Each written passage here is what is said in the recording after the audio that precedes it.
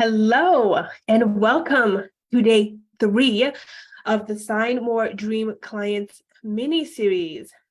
This is 11 days of me sharing with you 11 different unique strategies to help you land more dream clients in your business, whether offline or online, okay? And we are on day 3, strategy number 3. If you're here with me live, say hello. If you're on the replay, also say hello. And let me know how day 1 and day 2 have been.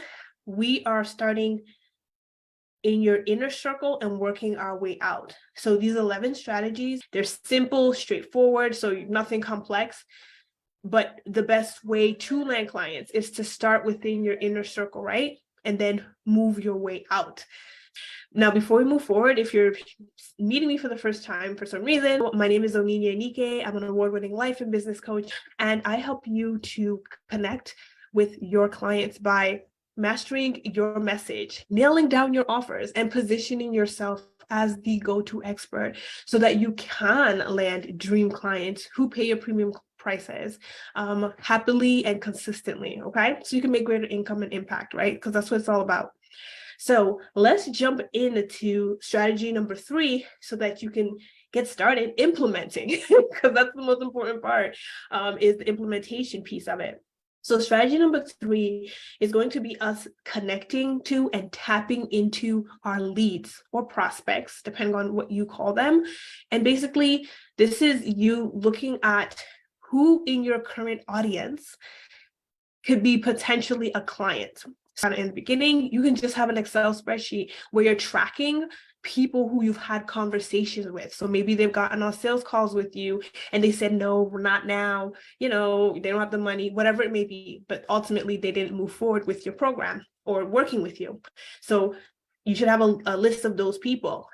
Anyone else that maybe you've had some type of connection with or conversation with who could be a possible client, right? Someone that you're like, oh, I could help this person. I know I can help this person because they have the problem and you've heard where they're at and what's going on for them. So you should have a list of all these people, prospects, leads that you've had some type of engagement with or conversation with who you could reach out to. There's a saying, fortune is in the follow-up. And so many people neglect this. And I get it, especially when you're first starting. If you're kind of earlier in your business, you're like, I just want to find a client. Like if they say no, you just kind of out of sight, out of mind, and you keep moving forward. But there's so many reasons why someone could say no, right? Maybe they weren't ready. And that happens. Only 3% of your audience is actually in the ready to buy now stage. So that means the other 97 aren't, but they will eventually get there. So we don't neglect them either. We those people we nurture, those are people that we kind of keep checking on once in a while, and not in a weird, like pressury, convincing, buy my thing way, but more of a like, following up with them to see if we can still support them when they are ready. That's the biggest piece of this, is about really understanding that it's about service, and follow-up is service.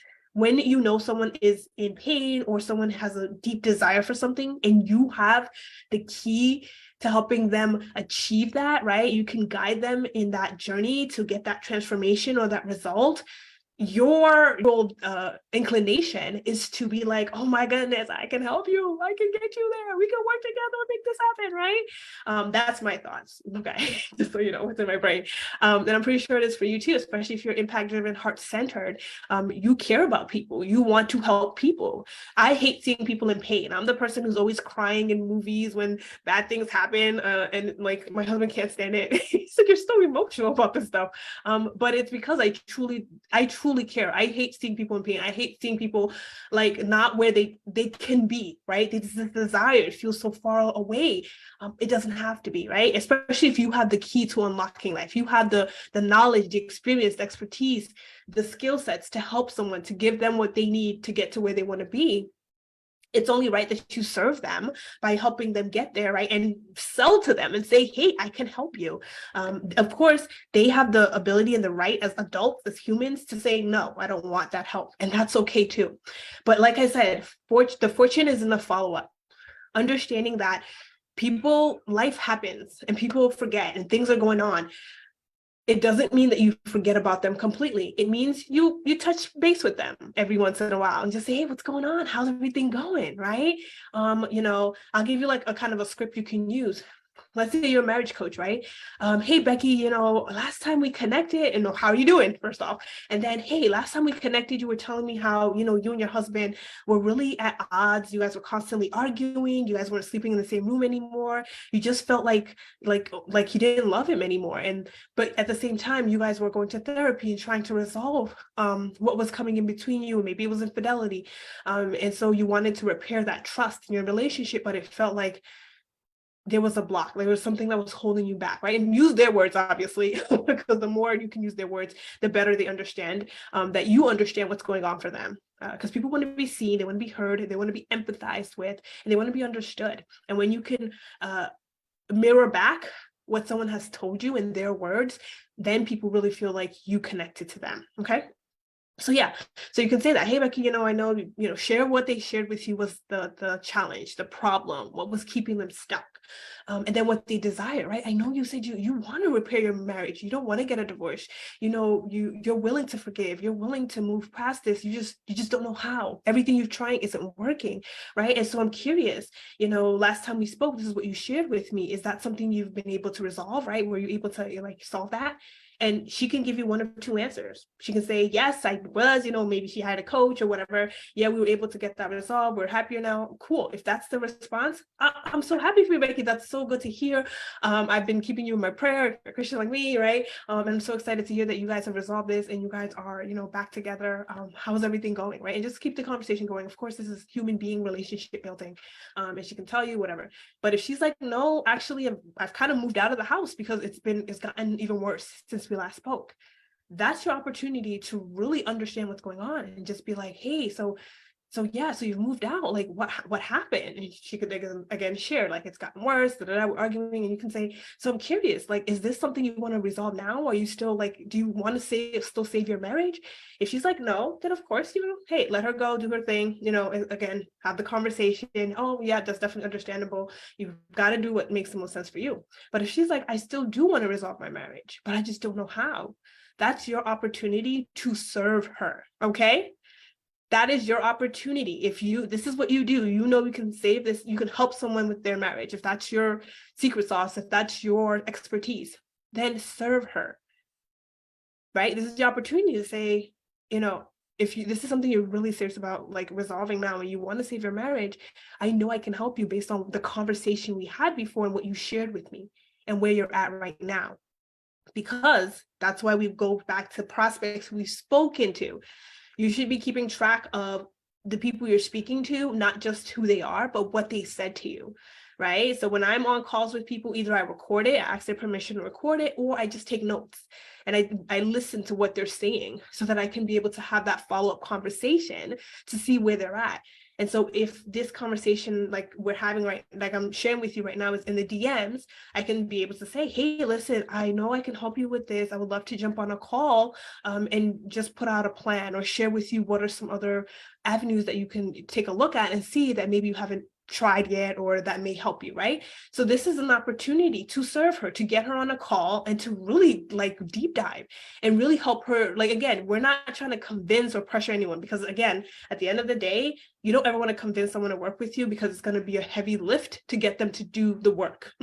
And I'm all about no heavy lifting. My heavy lift is my kids. They're the ones who I've got to help get to where they got to get, not in a grown adult. Okay, so we just want to be able to help her see. And at that point, if someone's been struggling for that long and hasn't made a change or hasn't gotten the results, they're much more open, right? And especially if you present them with an irresistible offer, that's the key there.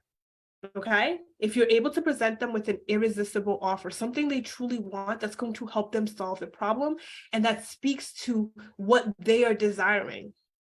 So the fortune is in the follow-up. I'm going to keep saying this.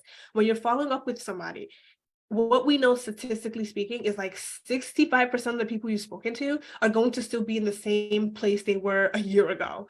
I cannot tell you how many coaches I speak to who were struggling to land clients and struggling to get their business off the ground when I first started in 2020 that I can ask right now that I've reached out to, and they're still 3 years later in the same place. They've got a client here or there, but they're still struggling to get off their feet. And as we know, only like I forget the number, so don't quote me here, but it's a very small percentage of businesses that actually make it beyond 3 years, and then even less beyond 5 years. Like, that statistic isn't like out of air, right? People aren't getting their problems solved. And so they're quitting, or they're just dealing with it, or they're living with it. And so I believe it's our duty to serve them, not to pressure them, not to push them, not to convince them, but to serve them and to show them what is possible for them, because sometimes they lose hope. Imagine if you've been in your business, let's say for 2.5 years, and you've been doing the things and you're still not seeing the results that you desire. After a while, you start to just ask, what's going on? What's happening? I've been doing everything and I'm still here. What's going on? Why haven't I, been at this, whatever revenue goal, right? I don't want to say a number because everyone's different, but like, imagine what comes up for that person, what the internal struggle and the internal challenges and turmoil is going on. Imagine the sleepless nights, the conversations that's happening in their minds. Let's use the example I used. Imagine if you are in a marriage where you truly, maybe there's been infidelity, or maybe there's just been a disconnect and you guys feel kind of apart. Imagine that person being in that situation and you can help them. Imagine the nights of back and forth. Should we stay together? Should we get a divorce? Oh my gosh, how is this going to impact the kids and the family? And divorce is so much money. And oh my God, but I still love him. But do I still love it? Like, imagine the conversation that's happening in this person's life, in their heads, especially if they're not getting the results. And maybe they've tried therapy and therapy didn't work. But you have the solution for them. You've got to follow up. They may have said no, but no is not a never forever. Okay? No is for that moment. Things can change. But if you're not following up with people that you know you can serve, that you can support, that you can help change their lives, you're doing them a disservice. And so when we follow up with someone, we present them an irresistible offer. And what makes it irresistible is that you're speaking about your offer in the language that they understand. You want to convey the value of your offer, like what it is, in a way that speaks to their challenges, that they understand. So let's say this, I forget what we called her, Lucy, I don't know. Lucy, this woman who's going through this crisis with her marriage, and you offer her the sales call to get on the call and to help her kind of figure out what the next steps can be and how you can support her deeper. And she gets on that call. You want to hear again what she's saying, and you want to tie back your offer to what she is saying, because that's what she sees as her problem, right? If you're presenting an offer that just sounds like everyone else, or an offer that isn't addressing her unique perspective on what the problem is and what she's looking for, she's not going to hear it. It's not going to be irresistible. So you've got to make sure you're really understanding what's going on and present your offer. It doesn't mean you have to change your offer. It can be the same offer, but you're now honing in on a specific area of your offer or step of your offer that addresses where she feels she needs the most support around. That's what makes it irresistible, because you're tackling all the things, the barriers, the challenges, all the things that are coming up for her in that call, right? And so that's what your offer does. So you also get to make the decision to customize it and personalize it. I've done it many times, especially with my one-on-one clients, because they're one-on-one clients, but I also do it with my mastermind, because they get a one-on-one call with me to map out their strategy, as well as the group calls. And on the group calls, I don't believe in one size fits all, by the way. I'm very vocal about that. There is no one way to build a business. If you look in the digital marketing space, there's like over 50 different ways, from DMs to webinars to launches to content marketing, to face-to-face, to virtual events, to live events, to in-person events, to speaking. There's literally more than 50 plus ways for you to grow your coaching, consulting, service-based business. And we have examples of that, right? We have the big name gurus who have built their business with a specific strategy. So there is no one way to build a business. And so I don't box my clients in and go, you have to do this way and you got to do it that way. No, we're all about just making sure you have the foundations in place, right? Your message, your offer, making sure you're, niche down, your positioning, your lead gen is in place, and you know how to sell. That's it. Everything else, they take the reins and go with what makes the most sense and aligns for them in their business. So that being said, because I kind of tangent, that being said, you want to make sure that you are understanding what your ideal person needs and you're making them an irresistible offer by customizing it, especially if it's someone for follow-up. You can get on the call with them, hear what they're saying and go, okay, this is what they need, right? You are the doctor in this situation. You can prescribe the prescription for your ideal clients. What does that look like? Do not box yourself in by saying, well, I only have this program and this thing, and that's the only two things they can be in. Maybe it's not the right fit for them. How can you serve them? Is there something else you can, I'm not saying create everything, something new for every single person, of course not. But is there something else that you can kind of customize for them specifically so that you can serve them if you can do that? Or is there a way that you can help them get into maybe this program, but you can now share how that program is going to really fit into what they're looking for and help them get to the point B, the result, the outcome they want. Okay? This strategy works, right? Follow-up is important. Big 6, 7, 8-figure businesses, they all have follow-up processes. They all have a CRM where they're tracking every single person they've had communications with, everyone who's gotten on calls with. I cannot tell you how many emails I get when they're like, oh, you had a sales call with us back in 2021. We just want to follow up and see, how are you doing? Do you still need support in your business to scale, right? They're keeping track, and because they understand that no is not a no or a never forever. It's just for that moment. Things change. And what I found, because this is also a mindset shift for a lot of you, is people feel like, I don't want to be pushy. That's the thought process, or I'm always on them. And here's the thing, I'm not saying follow up every second, right? Give yourself maybe 3 months to do follow up. I usually give like 3 to 6 months, well, 3 to 4 months, sometimes 6 months, just depending on the person and where they're at. But, give a timeline that makes sense, not too far off where they've forgotten like you exist, but not like right, like every other week where they're like, oh, okay, you're doing too much, right? And again, that follow-up gets to be natural. And if you understand human beings and human psychology and the way we work, people appreciate follow-up. Even though we have this thought in our brains that like, I don't want to come off too salesy or too pushy or too whatever, people appreciate follow-up when it's coming from a genuine place, when you're showing up from a place of service, from a place of love, from a place of like, I can help you, I can support you. Here's what I have, or here's what I can help you with, or here's how we can do this, if it makes sense for you. Always ask permission and always give people the opportunity to say no, right? But also at the same time, recognize that like, if you don't follow up, they may be stuck in the same place, because that's what happens for a lot of people. Years from now, still in the same place. I cannot tell you how many people I've reached out to and been like, hey, so what's going on? How's business going? Have you gotten a couple clients? And they're like, nah, here and there. I'm like, so what's going on, right? And we just kind of DM it back and forth. They just tell me what's going on, what they've been trying, what's been working, what hasn't been working. And I'm like, hey, listen, let's jump on a call real quick. Or, I DM them and go, hey, so share with me a little bit more what's going on. Let me check your socials, and I'll come back to you and give you some feedback. And now I message people a lot. I do voice message. So I voice message them and go back and forth. And I'm like, listen, I have this mastermind, or I have this one-on-one program. I'd love to support you because I know I can based on what you're sharing with me. And this is what that looks like. And they're like, oh, yes, I'm ready, right? I'm ready. Thank you. It can be that simple. Or they can be like, no, I'm not, I'm good. I'm not yet ready, or whatever. And that's okay too. When you live in this place of just detachment from like the pressure of expectation of like, they have to say yes, life becomes so much easier. Business becomes easier because you're just like, okay, next person, right? Who else can I serve? Who else can I change their life in this way? And that's what I want you, that's the mindset shift I want you to come with when it comes to follow-up.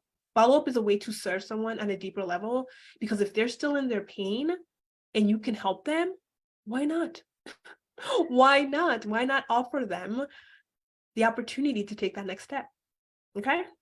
So this went a little longer, but it was because I really want you to understand how the strategy works, understand maybe even the verbiage. So come back and watch this a couple times to hear like how I started the conversation. It's really just about being just natural in the way you have the conversation. Think about a friend. How would you follow up with a friend? Don't put so much pressure on yourself to make a sale, because that's when it comes off awkward and uncomfortable. Just be open to hearing what they have to say. Be open to truly coming from your heart when you speak into what they're talking about and when you speak into what you can help them with, okay? So I hope this served you.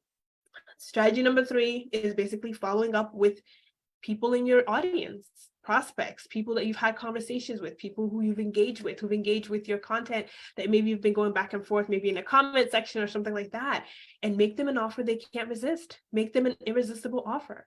Hear what they have to say, and then tie back how your offer, your services can meet that need, can create that outcome for them and what that can look like. All right. And if you're not sure how to create an irresistible offer, I'll link in the comments a video that I did around creating offers and making what really creates and what constitutes an irresistible offer. As always, let me know today's strategy. What are your thoughts? Are you going to go reach out to your ideal clients that you've had conversations with? Are you going to follow up with people? Or are you going to make them an irresistible offer and see what happens there and just be open to what's possible with this strategy? I'd love to know. Let me know in the comment section as always. Until next time, my friends, as always, stay blessed and take care.